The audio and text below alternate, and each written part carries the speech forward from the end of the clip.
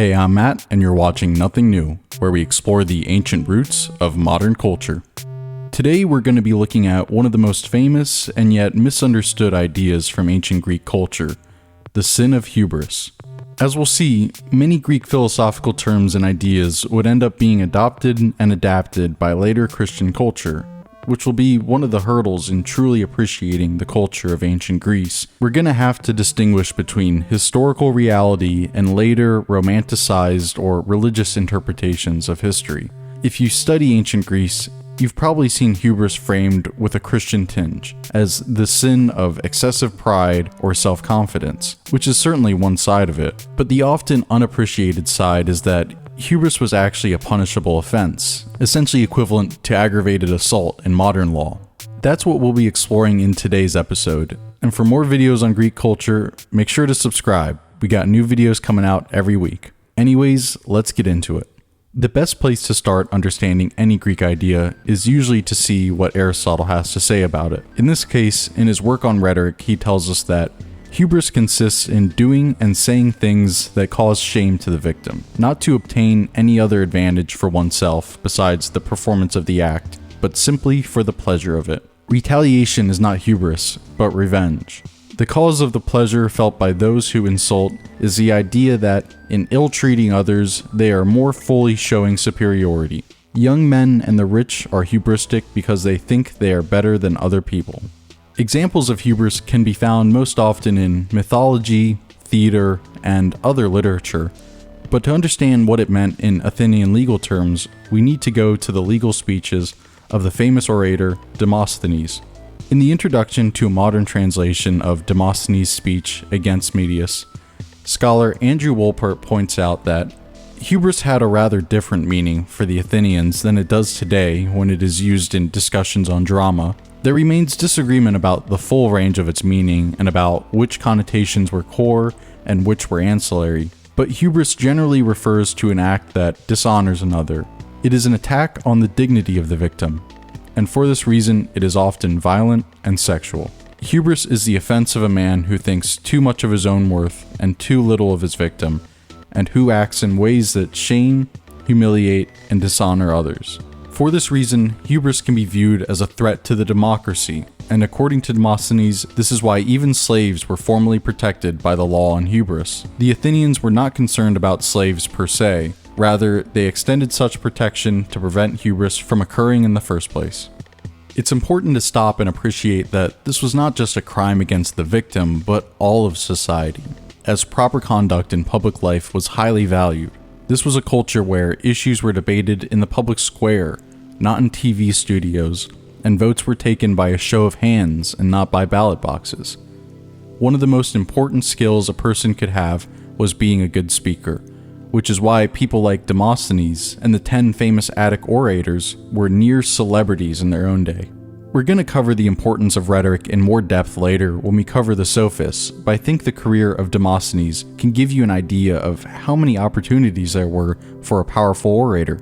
While he is most famous for the political speeches he gave warning against the expanding power of King Philip II of Macedonia, his roles spanned from statesman and diplomat to lawyer and professional speechwriter. His life could be the subject of a whole video, but for today, we're going to focus on a specific case that he brought to trial against his most bitter rival, Medius.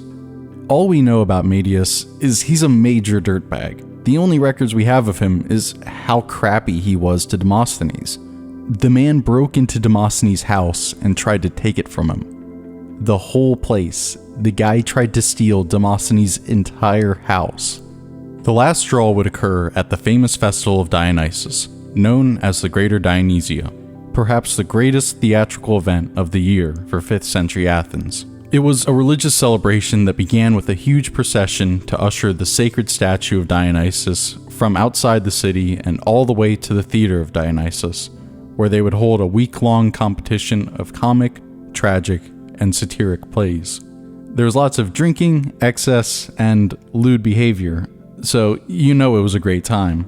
But most importantly, it was a time for the rich to show off their wealth and give back to the community. We should keep in mind that a major feature and difference in ancient religiosity was the importance of public service and action over private thoughts and belief. The order and patronage of the gods was maintained by proper conduct in public life, through the maintenance of temples, the performance of sacrifice, and the communal participation in religious festivals and ritual. No one really cared which god in particular you were praying to when you got home, as long as you didn't dishonor the gods or think that you were above society and the natural order.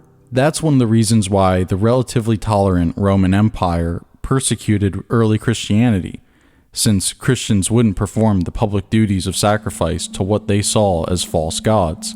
It's important to appreciate that these festivals were more than a great way to unwind and entertain the community. They were an essential part of maintaining the order of the gods, and like the building of cathedrals, it was a way of using wealth to glorify God and country. That's where Demosthenes comes into this story. In 348 BCE, Demosthenes volunteered as a choregos for his tribe in that year's theater productions. A choregos is pretty much the same as a modern movie producer. They would pay for costumes, rehearsals, scenery, props, and any other expense you could think of to fund the play.